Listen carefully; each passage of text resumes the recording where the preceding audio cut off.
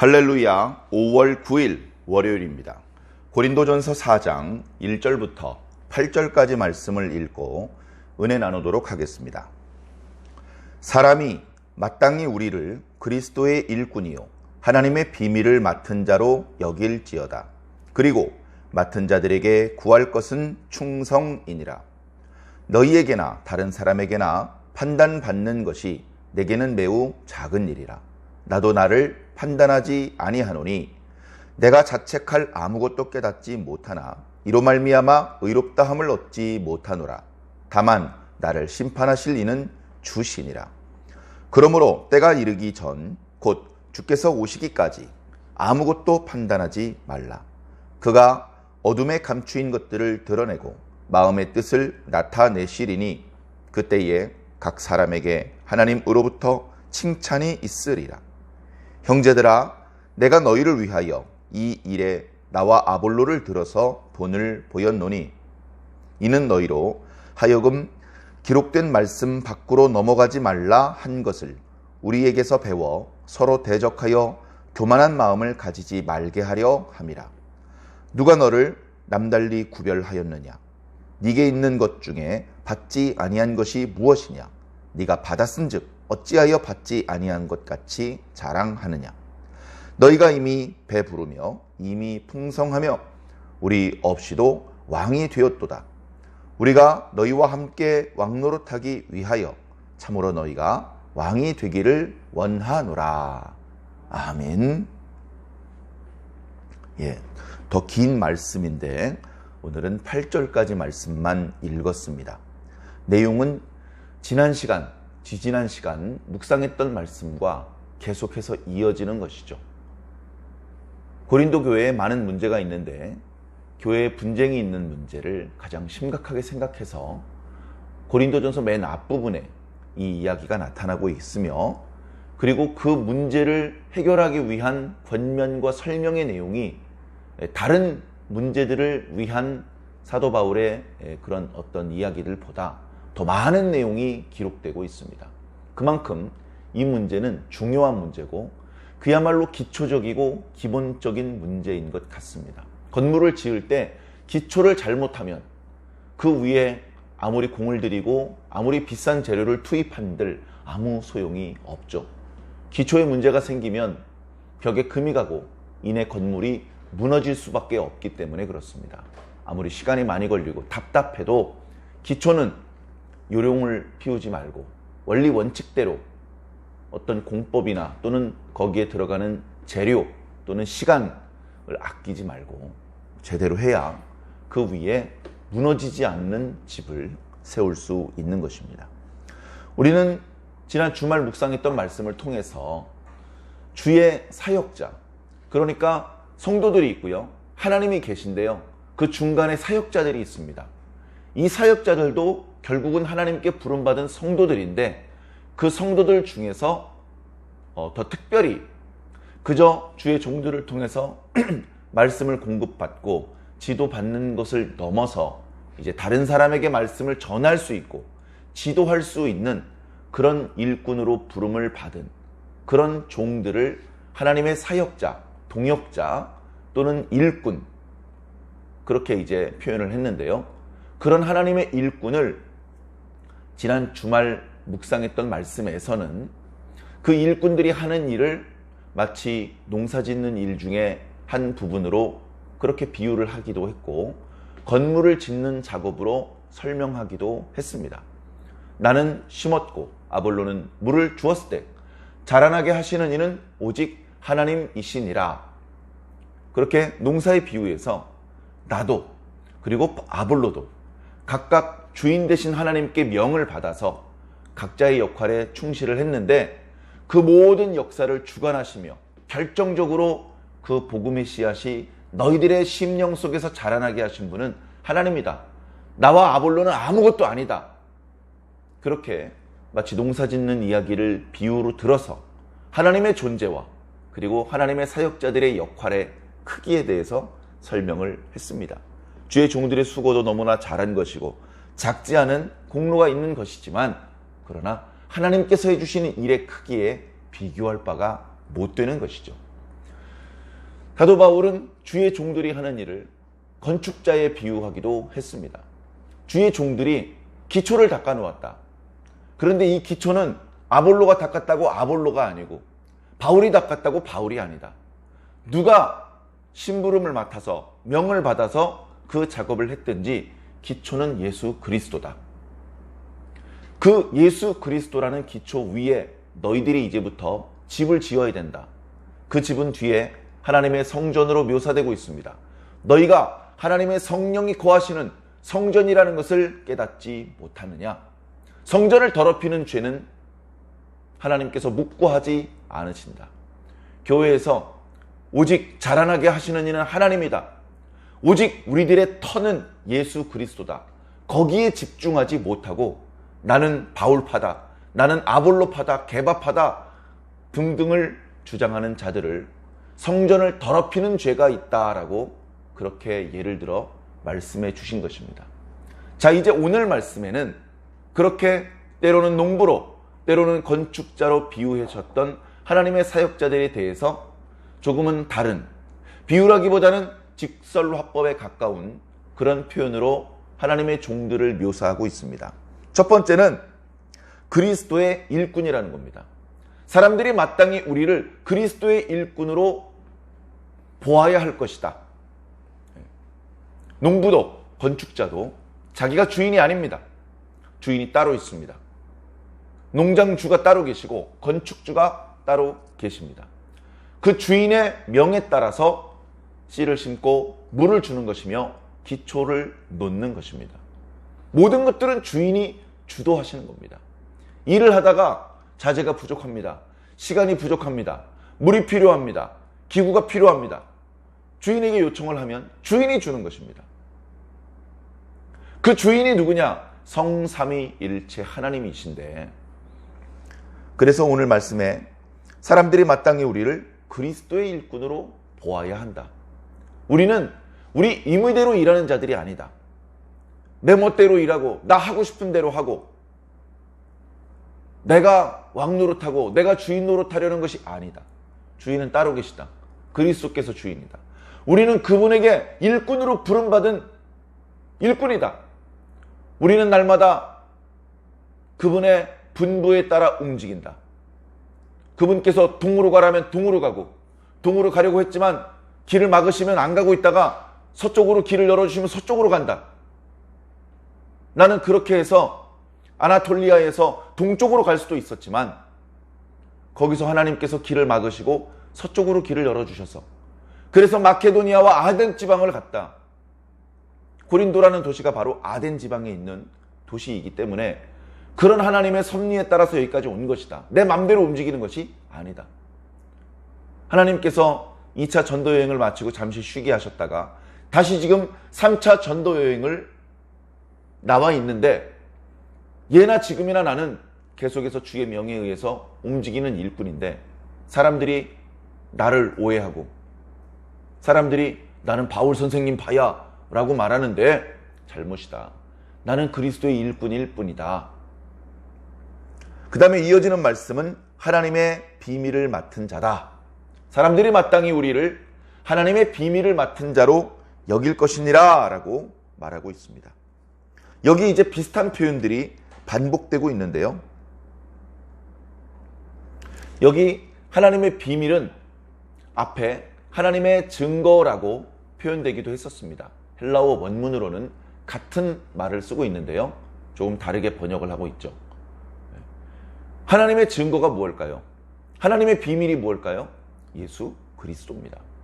예수 그리스도가 바로 하나님의 비밀입니다. 다시 말해서 하나님께서 가지고 계신 큰 그림, 하나님께서 어떻게 저 죄의 문제에서 완전히 해방되지 못한 저 죄인들을 의인으로 만드실 것인가, 저 지옥 백성을 어떻게 천국 백성으로 만드실 것인가, 그 방법에 대해서 가지고 계신 하나님의 방법, 이게 하나님의 지혜입니다. 그리고 그 과정에는 하나님의 능력이 필요합니다. 그 하나님의 지혜가 동원되고 하나님의 능력이 역사되어서 우리는 지금 이렇게 죄인에서 의인으로 신분이 전환되었고 하나님을 아버지라고 부를 수 있는 입장이 된 것입니다. 그것이 바로 하나님의 능력이고 하나님의 증거고 하나님의 비밀입니다. 그 비밀을 하나님께서 부름받은 당신의 일꾼들에게 맡겨주신 겁니다.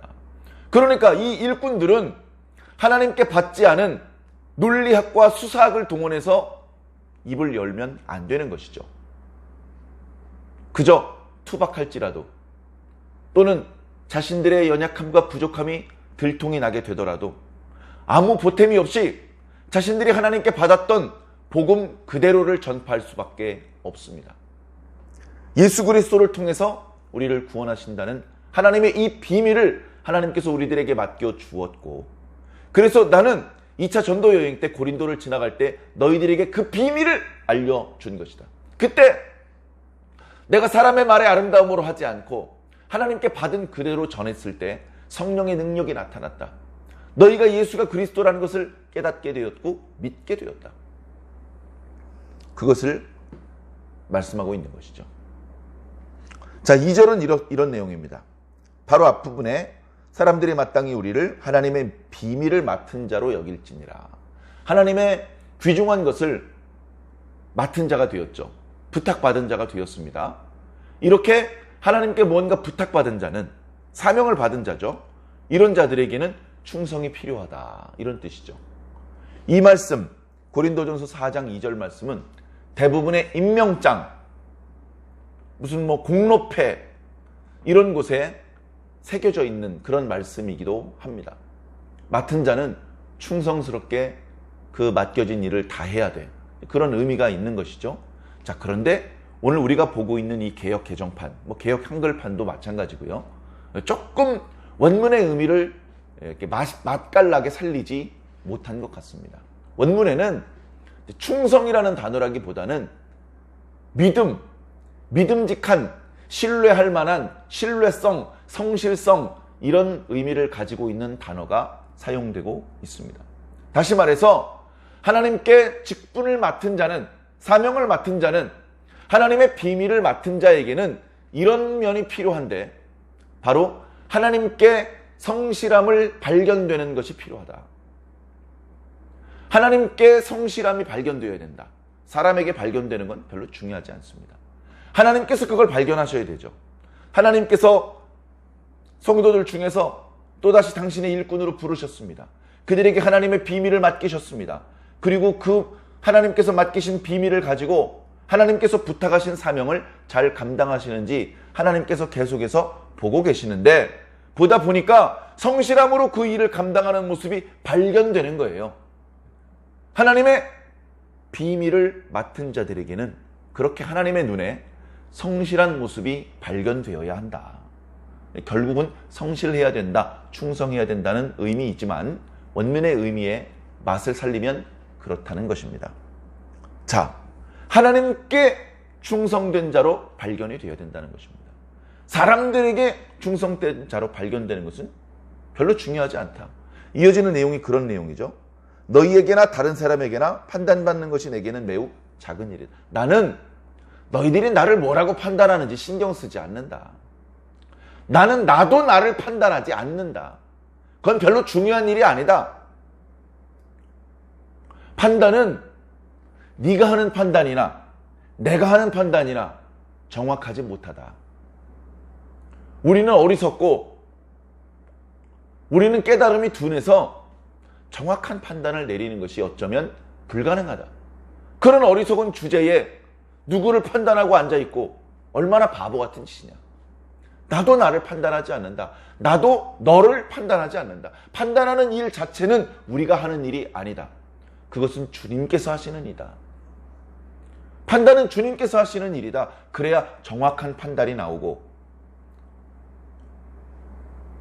그리고 그 판단에 따른 정확한 보상이 따라온다.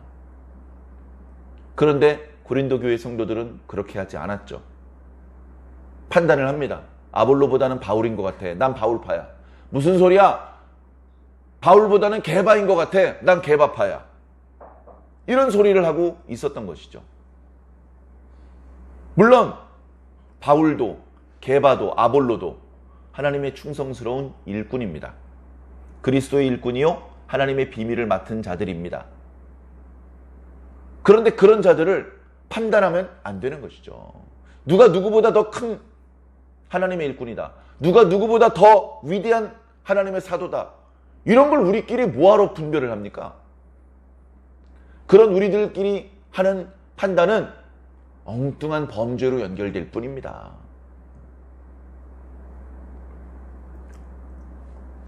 우리를 판단하시는 분은 주님이시다. 자, 그래서 주님께서는 지금 판단을 우리들에게 말씀하지 않으십니다. 그러나 영원히 판단하지 않는 것은 아닙니다. 마지막 때 주님께서 오실 때, 주님께서 오실 때가 있다. 저 뒤에 15장에 나타나는 말씀입니다만 주님께서 다시 오신다. 주님께서 다시 오실 때 그때 우리 모두는 판단받는다. 다르게 표현하면 심판받는다. 그때 하나님께로부터 칭찬받는 자가 되어야 한다. 하나님께 칭찬받는 자도 있겠죠. 칭찬받지 못하는 자도 있을 것입니다. 주님께서 다시 오셨는데, 그래서 정확한 주님의 판단을 우리가 받았는데 칭찬을 못 받는 자도 있을 것입니다. 그런 사람들은 하나님께 뭘 받을까요? 책만 받겠죠. 책망 받고 저주받고 형벌을 받겠죠. 우리가 그런 것을 바라지 않습니다. 우린 용서받길 원하고 칭찬받길 원합니다. 그러려면 여전히 부족한 상태지만 겸손하고 지금 우리 각자를 향해서 바라신 하나님의 뜻을 헤아려서 좀 더 지혜롭고 충성스러운 모습으로 살아야 할 줄로 믿습니다. 자, 6절 이하에 형제들아 내가 너희를 위하여 나와 아볼로를 들어서 하나님께서 하시는 일을 설명했다. 농부의 일을 들어서 설명을 했죠. 나는 심었고 아볼로는 물을 주었는데 그것만 가지고 누가 더 위대한 사역자다고 판단하는 것은 바보짓이다. 우리는 다 그리스도의 일꾼일 뿐이다. 자, 그렇게 설명한 이유는 너희로 하여금 기록된 말씀 밖으로 넘어가지 말라고 하는 것이다. 말씀 밖으로 넘어가면 안 된다. 선을 그어주셨다. 그 선을 넘어가면 위험하다. 선을 넘어가면 범죄하는 것이다. 말씀 밖으로 넘어가면 안 된다. 우리에게서 배워 서로 대적하여 교만한 마음을 가지지 말게 하려는 것이다. 지금 현재는 서로 대적하고 교만한 마음을 품고 있다. 아볼로파다, 개바파다. 그렇게 말하는 것 자체가 서로 대적하고 교만한 마음을 품고 있는 것이다. 누가 너희를 구별하였느냐? 너희에게 있는 것 중에서 받지 않은 게 뭐가 있느냐? 우리가 많은 것을 받았습니다. 복음을 받았죠. 믿음을 받았습니다. 사랑받았습니다. 용서받았습니다. 응답받았습니다. 원래 우리에게 있던 게 무엇입니까? 그것들 중에 원래 나에게 있었던 것이라면 자랑해도 좋다. 근데 원래 우리 게 아니잖아. 원래 내 게 아니잖아. 바울도 주님께 받았고 아볼로도 주님께 받은 거잖아. 왜 자랑해? 왜? 네 것도 아닌데. 자랑하면 안 된다는 말씀입니다. 네가 받았은즉 어찌하여 받지 아니한 것 같이 자랑하느냐. 너희가 이미 배가 부르고 너희가 이미 풍성하여 우리들 없이도 왕노릇하는구나. 사도들 없이도 심지어 그리스도 없이 스스로 왕노릇합니다. 무슨 의미가 있고 무슨 진정한 왕이겠습니까? 거짓 왕노릇했다가 나중에 처벌받습니다. 근데 사도는 이야기하죠. 우리는 너희가 그런 거짓 가짜 왕노릇이 아니고 조금 왕 신용내다가 나중에 처벌받는 그런 거 말고 진짜 왕노릇하길 원한다. 우리는 너희들이 진정한 왕노릇하는 자가 되기를 원한다. 그러려면 주님의 뜻을 온전히 깨달아야 된다. 주님 없이 우리 왕노릇 못한다. 우리는 주님과 더불어서 그리스도와 더불어서 왕노릇하는 것이다. 그것을 말하고 있는 것이죠. 사랑하는 성도 여러분, 저와 여러분들도 마찬가지입니다. 이때 당시 고린도 교회의 이 성도들의 모습과 동일하지는 않지만 우리들도 조금씩 이런 면이 있을 수 있습니다. 주님께 받았는데 마치 내 것인 양 자랑하고 하나님께 영광을 돌리지 않고 그리고 서로 대적하며 다투고 그런 모습이 우리들 중에도 얼마든지 일어날 수 있습니다. 그런데 그것은 근본적으로 우리가 어리석기 때문이고 오해했기 때문입니다. 내가 하나님께 받은 것뿐 자랑할 것이 없다는 것을 깨달아야 됩니다. 하나님이, 예수님이 우리에게 어떤 존재인지, 어떤 의미인지, 그리고 그 하나님의 부름을 받아서 일꾼으로 우리 앞에 선 저와 같은 사역자들이 나와 어떤 관계인지 깨달아야 됩니다. 눈에는 하나님, 예수님, 성령님이 보이지 않기 때문에 눈에 보이는 목사님들을 존경하고 존대하고 그 목사님을 통해서 주시는 말씀을 믿고 지시에 순종합니다. 그러나 근본적으로 사역자들은 여러분들을 대신해서 십자가에 못 박힌 존재는 아닙니다.